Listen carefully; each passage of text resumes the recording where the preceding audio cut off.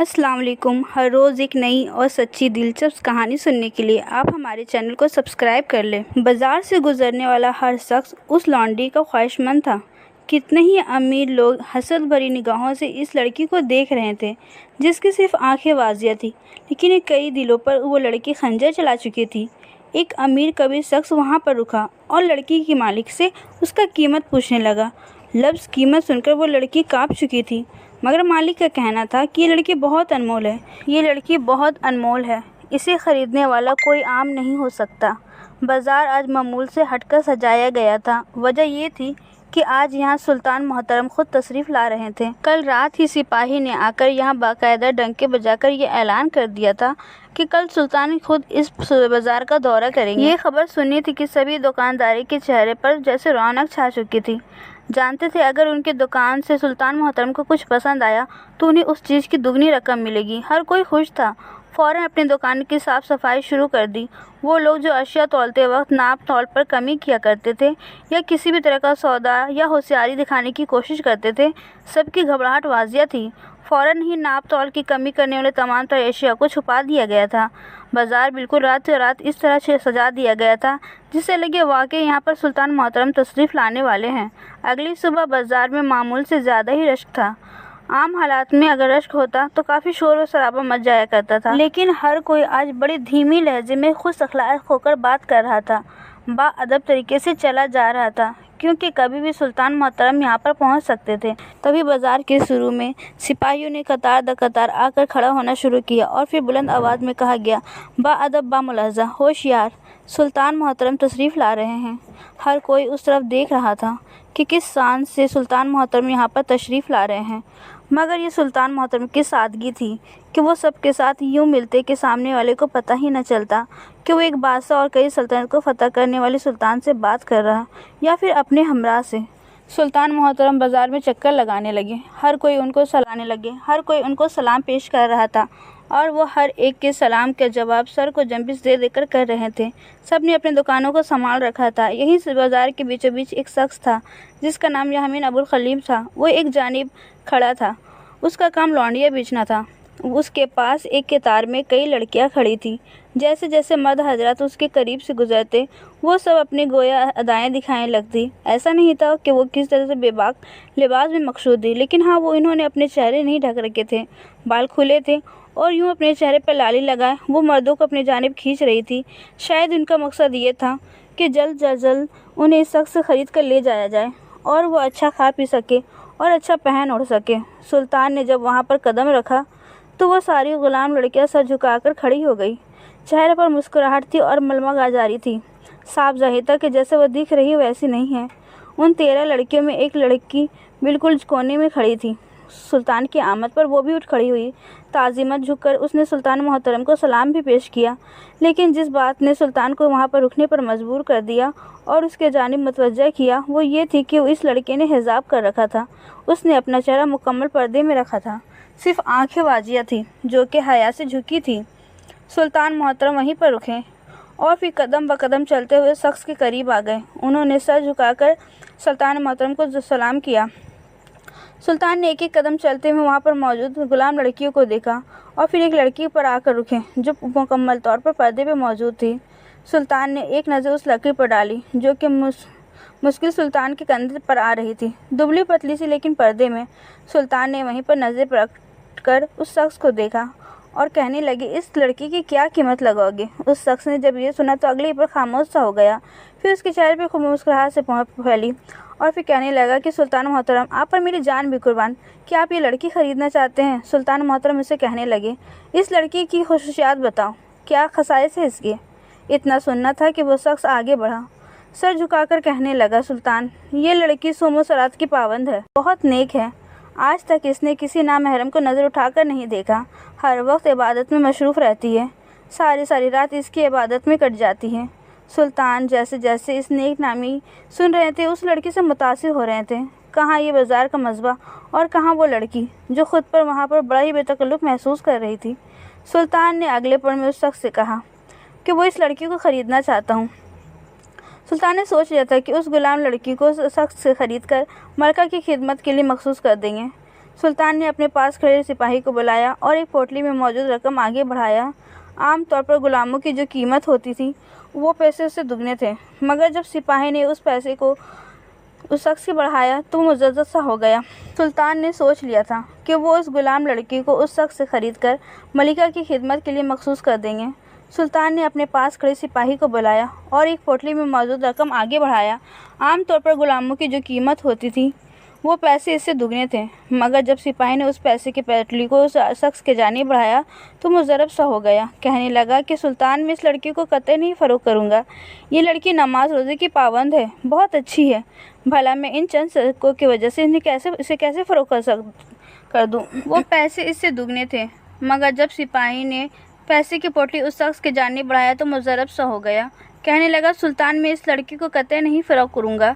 ये लड़की नमाज रोज़े की पाबंद है, बहुत अच्छी है।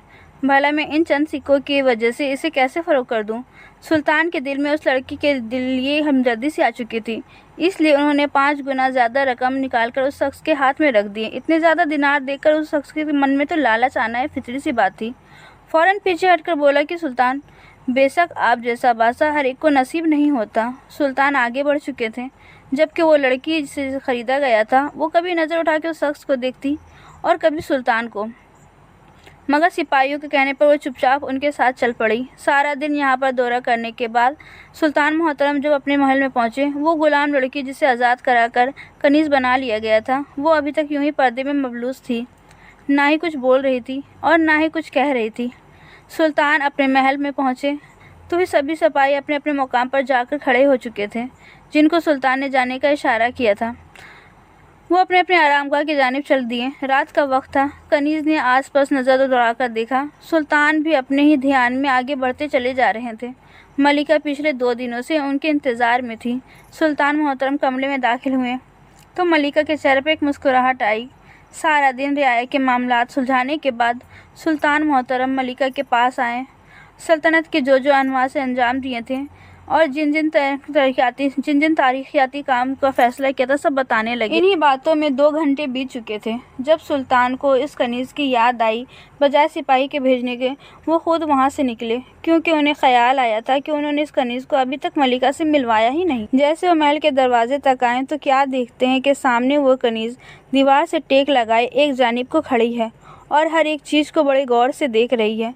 सुल्तान उसके पास गए तो सुल्तान को सामने देखकर वो लड़की हड़बड़ा सी गई। उसकी आंखों में नींद थी, मगर चेहरा बिल्कुल ढक रखा था। सुल्तान ने उसे माजरत करते हुए कहा, कनीज़ अव्वल के सुपुर्द करना ही भूल गया था। सुल्तान को ये खुद से माजरत करते हुए उसकी कनीज़ की आंखें फैली थी। कहने लगी, नहीं सुल्तान मोहतरम, अगर आप कहें तो मैं सारी रात यहाँ खड़ी होकर गुजार दूँ, मुझे आपसे कोई गिला नहीं। वो सुल्तान के पीछे चलते हुए मलिका के कमरे तक आई। फिर मलिका से मिलवाने के बाद सुल्तान ने मलिका से कहा कि आज के बाद ये कनीज़ आपके साथ साए की तरह रहेगी, आपका ख्याल रखेगी। इसे मैं 5 गुना कीमत अदा कर कर ख़रीद के लाया हूँ, सिर्फ़ और सिर्फ आपके लिए। ये बहुत ही नेक है और 5 वक्त की नमाजी भी। मलिका उस लड़की से मिलकर खुश थी, क्योंकि उसे उसके आरामगाह में जाने के लिए कहा तो वो लड़की सर झुकाए वहाँ से जा चुकी थी। 2 दिन तक तो सब कुछ ठीक रहा। मलिका का ख्याल वो कनीज़ रखने लगी थी। सुबह सवेरे उनका नाश्ता, उनके खाने पीने का ख्याल रखना, फिर उनको नए लिबास देना, उनकी हर एक बात को सुनना और फिर उस पर अमल करना। मुख्तसर ये कि मलिका जो जो कहती वो कनीज़ पूरा करती रहती। सुल्तान भी खुश थे कि उन्होंने वाकई एक अच्छी कनीज़ ख़रीद कर मलिका को तोहफे में दी है। मगर एक लोग सुल्तान अपने ख्वाबगाह में आराम फरमा रहे थे कि बड़ा ही अजीब ख्वाब देखा। उस ख्वाब का आना था कि सुल्तान हड़बड़ाकर उठ बैठे, पानी का गिलास अपने लबों से लगाया, थोड़ी देर उठकर अपने कमरे में चहलकदमी की और फिर एक मरतबा फिर अपने बिस्तर पर लेटे। फिर एक बार दोबारा फिर से वही ख्वाब आया तो उन्हें कुछ तजवीज़ सी होने लगी, क्योंकि सुल्तान मोहतरम को आने वाले ख्वाब बेमाने नहीं होते थे। ख्वाब में वो देख रहे थे कि अचानक बाग में एक फव्वारा फूट पड़ा है। फव्वारे का पानी इस कदर मीठा है कि सभी सिपाही अपने काम छोड़कर वहाँ पर चले गए और उस फव्वारे से पानी पीने लगे। किसी को महल के रखवाली की होश नहीं रही। तभी वहाँ पर दुश्मनों ने हमला कर दी। ये ख्वाब बड़ा ही अजीब था। इस ख्वाब की कुछ न कुछ ताबीर तो ज़रूर थी। सुल्तान मोहतरम का दिल बेचैन होने लगा। वो उठकर खिड़की के करीब आए। ये खिड़की महल की 3री मंजिल पर मौजूद थी। उनके नज़र से एक मंजर गुजरा। बाहर खड़े सिपाही उनके पास एक कनीज खड़ी थी। कनीज कौन थी सुल्तान नहीं जानते थे, क्योंकि महल में बेशुमार कनीजें मौजूद थी। वो कनीज कुछ दूर खड़े सिपाही से बात करती रही और फिर वहाँ से चली गई। सुल्तान ने इस बात को ऐसे ही ले लिया था, लेकिन अगले ही रोज़ अपनी जानिब मतवज्जा कर चुकी थी। कुछ तो था जो यहाँ पर सुल्तान मोहतरम से मखी रखा जा रहा था। उस रोज़ सुल्तान मोहतरम यूं ही महल में चहलकदमी कर रहे थे कि जब उनका गुज़र उस कमरे से हुआ जहाँ पर वो लाई जाने वाली नई कनीज़ रखी गई थी। सुल्तान को किरात की आवाज़ आई। वो आवाज़ इस कदर सुरीली और रूह तक सरायत कर जाने वाली थी कि सुल्तान मोहतरम के कदम वहीं पर रुके। इस कदर प्यारी आवाज़ में कुरान मजीद की तिलावत आज से पहले सुल्तान मोहतरम ने नहीं सुनी थी। इतनी ही देर वो वहाँ पर खड़े आंखें बंद किए गहरी सांस खारिज करके खड़े रहें और कुरान पाक की तिलावत सुनते रहें कि जब अचानक आवाज़ आना बंद हो गई। उन्होंने आगे बढ़कर खिड़की के अंदर का मंजर देखा तो वही कनीज़ दूसरी जानिब रुख मोड़े अभी भी एक बड़ी सी चादर में मौजूद थी और फर्श पर बैठी थी। सामने पर कुरान पाक खुला था। जानमाज़ पर बैठी वो दुआएं मांग रही थी। शायद वो रोज़ रात कुरान मजीद की तिलावत किया करती। सुल्तान ने देखकर मुस्कुरा उठे, लेकिन जब एक मरतबा उस कनीज़ का नाम सुनकर उनके कदम वहीं रुक गए थे। वो सिपाही भी इस बात से अनजान थे कि सुल्तान मोहतरम इस जानिब को तशरीफ़ ला रहे हैं। सिपाही से सवाल करने लगे, तुम ये बात किस कनीज़ के लिए कर रहे हो? वो दोनों ही घबरा गए। जानते थे कि सुल्तान मोहतरम खुद उस कनीज़ को लाए हैं, लेकिन जब सुल्तान मोहतरम ने सख्ती से पूछा तो वो खामोश नहीं रह सके। वो कहने लगे, सुल्तान मोहतरम, हमारी ज़ुबान कट जाए अगर हम आपसे झूठ बोलें, मगर जब से वो कनीज़ यहाँ पर आई है रोज़ रात को वो सिपाही के सामने बड़े ही नाजेबा अंदाज में जाती है। उसका लिबास इंतहाई नाजेबा होता है, वो जैसे कि वो सारा दिन पर्दे में घूमती है। रात को वो हर लिहाज को इख्तियार रखते हुए महल के सिपाही को अपने जानिब राग़िब करती है। सुल्तान ने ये अल्फाज सुने तो उनके माथे पर बल बन चुकी थी। आखिर ऐसा मुमकिन कैसे है? उस लड़की को तो सुल्तान मोहतरम ने खुद कुरान पाक की तिलावत करते हुए सुना था और सिपाही की बात सुनकर उन्होंने खामोशी से बगैर कोई रद्द अमल दिए आगे बढ़ जाना ही मुनासिब समझा। आखिर ऐसा मुमकिन कैसे था? उस लड़की को तो सुल्तान मोहतरम ने खुद कुरान पाक की तिलावत करते हुए सुना था।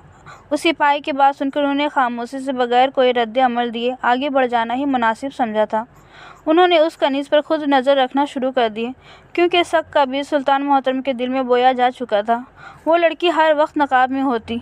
सुल्तान मोहतरम ने मलका से भी सवाल किया, क्या ये कनीज़ आपको पसंद है? इसमें और बाकी कनीज़ों में क्या फ़र्क है?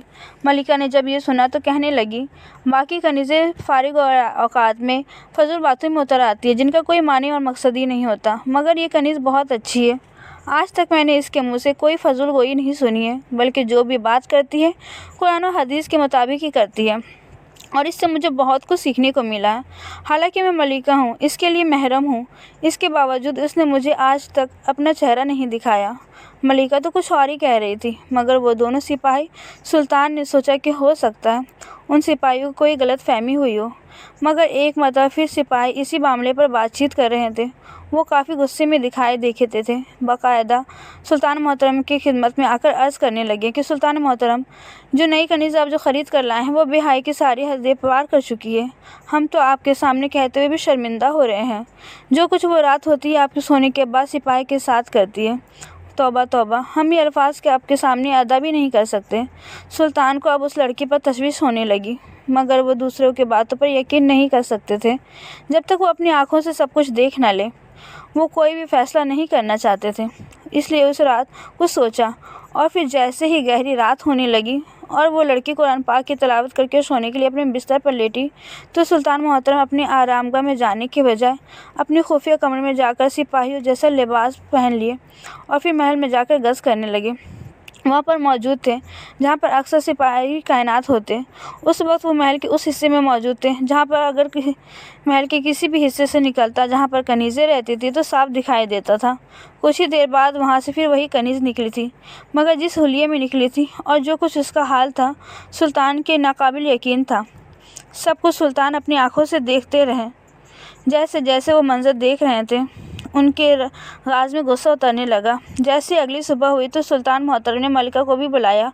आज उन्होंने महल में एक अदालत लगानी थी जिसके काजी वो खुद थे। सुल्तान मोहतरम और मलिका दोनों ही सामने तख्त पर विराजमान थे। जब एक कनीज़ को कहा कि उस नए कनीज़ को लेकर आ, वो पर्दे में आकर सलाम अर्ज़ करने लगी। تو سلطان نے بڑے ہی سخت لہجے میں اس کے سلام کا جواب دیا تھا۔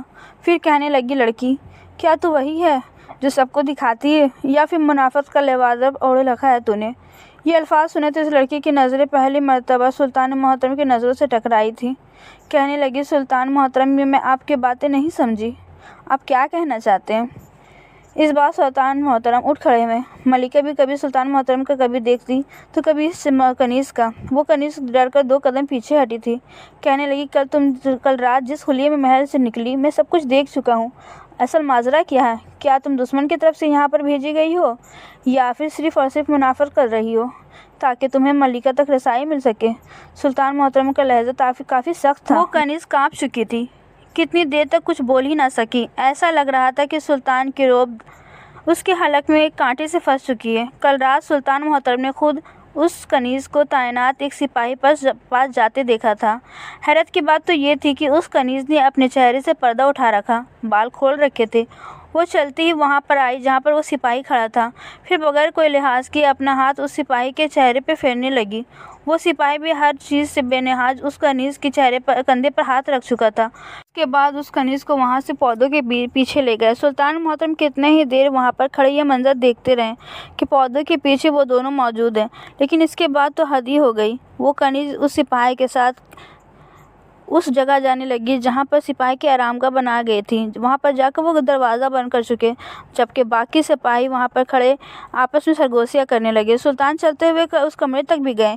جو آوازیں انہیں سنائی دی وہ گناہ کا منہ بولتا ثبوت تھے۔ سلطان نے جب یہ ساری منظر کشی یاد دلائی تو وہ لڑکی بخلا چکی تھی۔ اگلے ہی پل سلطان کے قدموں پر گر کر ہاتھ جوڑ کر کہنے لگی کہ سلطان محترم، کوئی بھی سخت فیصلہ کرنے سے پہلے میری بات مکمل سن لیجیے گا۔ سلطان محترم اس مرتبہ کافی سختی سے کہنے لگے، جب تو اس کردار کے مالک ہیں تو پھر یہ پردہ اور عبادت کیسا؟ کیا تم گناہ کر کے خدا کے حضور عبادت کر کے یہ سمجھتی ہو کہ تمہارے گناہ بخش دیے جائیں گے؟ ایسا ہرگز نہیں ہوگا۔ جب تک تم سچے دل سے توبہ کرے دوبارہ اس گناہ کے جانب رخ تک نہیں کرتی، تب تک تمہارا وہ گناہ کبھی بھی معاف نہیں ہوگا اور نہ ہی تمہاری یہ باتیں قبول ہوگی۔ سلطان کے منہ سے جب یہ باتیں اس کنیز نے سنی تو ہچکیاں باندھ کر زار و قطار رونے لگی۔ کہنے لگی، سلطان محترم، میں با کردار اور پاک دامن لڑکی ہوں۔ اسی وقت کسی نے شاید اس سپاہی کو خبر کر دی تھی۔ وہ بھاگتا بھاگتا دربار میں آیا، ہانپتے ہوئے سلطان کے سامنے جھک کر کہنے لگا، سلطان محترم، میں معذرت خواہ ہوں، مگر اس کنیز کو کچھ سزا مت دیجیے گا۔ اس سپاہی کو اس کنیز کے حق میں بولتا دیکھ کر سلطان کے ماتھے پر بل پڑی۔ پھر جو حقیقت ان دونوں نے بتائی سن کر سلطان کی آنکھیں پھٹی کی پھٹی رہ گئیں۔ وہ دونوں وہاں پر بیٹھے سلطان اور ملکہ کو مکمل بات بتا رہے تھے، جسے سننے کے بعد سلطان نے ان دونوں کو وہاں سے جانے کو کہا اور پھر وہاں پر اپنے سپاہی کو بلا کر کہا کہ اس بازار میں جاؤ اور اس شخص کو لے کر آؤ جس نے اس کنیز کو بیچا تھا۔ اس بازار میں جاؤ اور جا کر اس شخص کو لے کر آؤ جس نے اس کنیز کو بیچا تھا۔ سپاہی فوراً سرپٹ گھوڑے دوڑاتے وہاں سے نکل چکے تھے۔ کچھ ہی دیر بعد وہ شخص سلطان محترم کے دربار میں حاضر تھا۔ ہاتھ جوڑ کر سلطان کے بارگاہ میں آیا اور کہنے لگا، سلطان محترم، مجھ سے کون سی غلطی سرزد ہو گئی جو آپ نے مجھے یہاں پر بلایا ہے؟ کیا میری بھیجی گئی کنیز نے کوئی غلطی کر دی؟ اتنا سننا تھا کہ سلطان محترم نے ہاتھ کا اشارہ کیا۔ ایک جانب سے وہ کنیز اور سپاہی دونوں نکل کر سامنے آ چکے تھے۔ وہ شخص نے جیسے ہی کنیز اور سپاہی کو دیکھا تو اس کا رنگ اڑ چکا تھا۔ ایک دم سے اس کی رنگت سفید پڑنے لگی تھی، گویا اس کی بہت بڑی چوری پکڑی جا چکی تھی۔ وہ گھبرا گیا، مگر سلطان نے گستاخ لہجے میں کہا کہ بتاؤ، اس لڑکی کا تم سے کیا رشتہ ہے؟ کیا لگتے ہو تم اس لڑکی کے؟ اگر تمہارے الفاظ میں جھوٹ کی ذرا سے بھی آمیزش ہوئی تو میں یہیں پہ تمہارا سر تن سے جدا کر دوں گا۔ وہ شخص کانپ اٹھا تھا، گھبراتے ہوئے کہنے لگا، سلطان محترم، ہمارے خاندان میں بیٹی کو اچھا نہیں سمجھا جاتا تھا۔ نہ صرف بیٹی بلکہ بہن کے لیے بھی دل میں نفرت ڈالی جاتی۔ میں اکلوتا بیٹا تھا جس نے اپنے باپ کے نسل کو آگے بڑھایا، لیکن میری 4 بہنیں تھیں۔ بچپن سے ہی میری دادی، میری والد اور وقت آنے پر میری والدہ سبھی میری بہنوں کو منحوس کہا کرتی تھی۔ ان کی دیکھا دیکھی میں نے بھی اسے منحوس سمجھنے لگا تھا۔ اس کی وجہ یہ تھی جب بڑی بہن کی شادی ہوئی تو اس کے شوہر کا تجارتی سامان ڈاکو لوٹ کر لے گئے اور اس کے شوہر کا بھی قتل کر دیا۔ بیوہ کا دھبہ لے کر واپس میکے آ گئی۔ اس کے بعد میری دوسری بہن کی شادی ہوئی۔ دوسری بہن کی شادی کئی سال گزر گئے مگر وہ اولاد ہی پیدا نہ کر سکی تھی۔ یوں اس کے شوہر نے اسے تشدد کر گھر سے نکال دیا تھا، خود دوسری شادی کر لی اور میری بہن کو یہ کہہ کر میکے بھیج دیا کہ ہمیشہ تم میرے نام پر ہی بیٹھے رہو گی، یہی تمہاری سزا ہے۔ تیسری بہن غیر برادری کو پسند کرتی تھی، اسے شادی کرنا چاہتی تھی، مگر جب میری دادی اور والد نے انکار کیا تو اس کی شادی اپنے خاندان میں کروانے لگی تو وہ اس قدر ہردمی میں اتر آئی کہ اس نے اپنی جان لے لی۔ علاقے میں ہم بدنام ہو کر رہ چکے تھے۔ پہلے تو میری ماں اپنی بیٹیوں کی طرفدار تھی، لیکن ان واقعات کے بعد وہ اپنی بیٹیوں کو بھی منحوس کرنے لگی۔ میری دادی، میرا باپ اور میرے ماں سب مر گئے، مگر میرے سر پہ ان چاروں کا بوجھ ڈال گئے۔ چھوٹی بہن کو جیسے تیسے میں رخصت کیے، لیکن اس کا شوہر دوسرے شہر میں کاروبار کرتا تھا۔ پیچھے اس بہن کا شہر اس پر بری نظر رکھنے لگا۔ ساس بھی کچھ اچھی اخلاق کی مالک نہ تھی۔ ایک مرتبہ اس کے دیور نے اس کی عزت پر ہاتھ ڈالنا چاہا تو یہ روتی روتی واپس یہیں پر آ کر بیٹھ گئی۔ میں اپنی بہنوں پر شدید تنگ آ چکا تھا۔ میں لونڈیاں بیچنے کا کام کرتا ہی تھا۔ سلطان محترم کے چہرے پر جلال آ چکا تھا۔ کہنے لگے، کیا تمہیں ایک مرتبہ بھی شرم نہیں آئی؟ تم نے اپنے بہنوں کو پیسے کے لیے بیچ دیا۔ خدا تمہاری غرض کرے۔ زمانہ جاہلیت کی بھی سوچ کو ہمارے پیارے نبی حضرت محمد مصطفیٰ صلی اللہ علیہ وسلم نے ختم کیا۔ بیٹی کو جو مقام دیا شاید ہی کسی مذہب نے دیا ہو، مگر تم خود کو مسلمان بھی کہتے اور اس قدر جاہلیت پہ اتر آئے۔ ایک مرتبہ بھی تمہیں غیرت نے تمہیں نہیں للکارا؟ جو تم اپنی ہی غیرت کو بازار پہ بیچ رہے تھے، وہ شخص رو رہا تھا۔ سلطان کے سامنے ہاتھ جوڑ کر کھڑا تھا۔ پیچھے کھڑی وہ کنیز اور سپاہی سر جھکا کر کھڑی تھی۔ پردے پہ موجود کنیز ابھی بھی رو رہی تھی۔ اس کی زندگی تو ہر دوری مصیبتوں سے گزر کر سلطان کے محل تک آئی، مگر یہ اس کو خدا پر کامل و تکول تھا کہ یہاں پر آنے کے بعد اب اسے اپنا شوہر مل چکا تھا، مگر سلطان کے ڈر پر وہ اپنا ظاہر نہیں کر پا رہے تھے۔ سلطان محترم نے اس شخص کو جیل پہ قید کر دیا اور کہا کہ جب تک تمہیں اپنے گناہوں کا احساس نہیں ہو جاتا اور اپنی بہنوں سے معافی نہیں مانگ لے، تب تک تجھے آزاد نہیں کیا جائے گا۔ کچھ روز تو وہ شخص جیل میں رہا، مگر شاید اسے ہدایت مل چکی۔ رو رو کر سلطان کی بارگاہ میں حاضر ہوا اور کہنے لگا کہ میں اپنی بہنوں پر ڈھونڈ کر اسے معافیاں مانگوں گا، انہیں اسے عزت و احترام دوں گا جس کی وہ حقدار ہے۔ اس نے اپنے ساتھ سپاہیوں کو لیا اور جن کو اپنی گزشتہ بہنوں کو بھیجا تو ان کو ڈھونڈ کر واپس لائے۔ بہنوں کی حالت ابتر ہو چکی تھی، لوگوں نے ان کے ساتھ اچھا سلوک نہیں کیا تھا۔ وہ بہنیں تو شاید کبھی بھی اپنے بھائیوں کو معاف نہیں کرتی، لیکن جب اپنے بھائی کو اپنے سامنے ہاتھ جوڑ کر روتے دیکھا تو ان کا دل بھی موم ہو گیا، انہوں نے اپنے بھائی کو معاف کر دی۔ اس موقع پر سلطان محترم بولے کہ ایک ماں، بہن، بیٹی اور بیوی کا دل بالکل ایسا ہی موم ہوتا ہے۔ تم کچھ بھی کر گزرو، مگر اللہ تعالیٰ نے عورت کا دل بنایا ہی ایسا ہے کہ وہ پھر بھی مسکرا کر تمہاری ہر غلطی کو معاف کر دے گی۔ مگر یاد رکھنا، خدا کے حضور کسی کی شکایت میں نکلنے والا ایک آنسو تمہاری نسلیں اجاڑ کر رکھ سکتا ہے۔